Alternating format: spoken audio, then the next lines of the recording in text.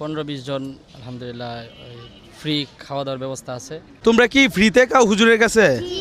কয়জনে ফ্রিতে খায় আপনার এনে খাওয়ার ব্যবস্থা করে? ফ্রিতে খায় 15 জন, আর বেতন প্রায় 20-25 জন আছে, বেতন দেয় না। বেতন দেয় না, তাহলে হচ্ছে ওরা সবাই ফ্রি, সবকিছু কি তোমাদের ফ্রি?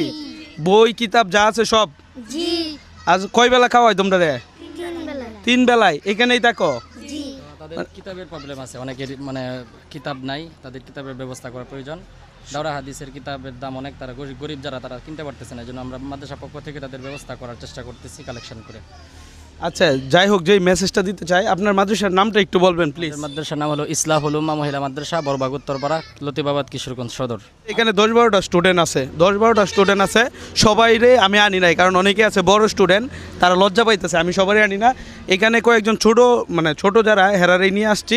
আমার কথা হচ্ছে, এই যে মানুষটা যদি আপনি একলা যদি একটা মানুষের দায়িত্ব নিতে পারেন, হুজুরের ওজন অনেকটাই কমে যাবে। এই যে এই মানুষটা ধরেন 200 স্টুডেন্ট এখানে পড়ে, হয়তো 200 স্টুডেন্টের মধ্যে 150 জন মানুষের খরচ দিতেছে, বা তার একটু বেশি মানুষের খরচ নিতেছে, বাকিরা ফ্রিতে পড়ে। এই তোমাদের মাদ্রাসায় অনেকেই ফ্রিতে পড়ে না?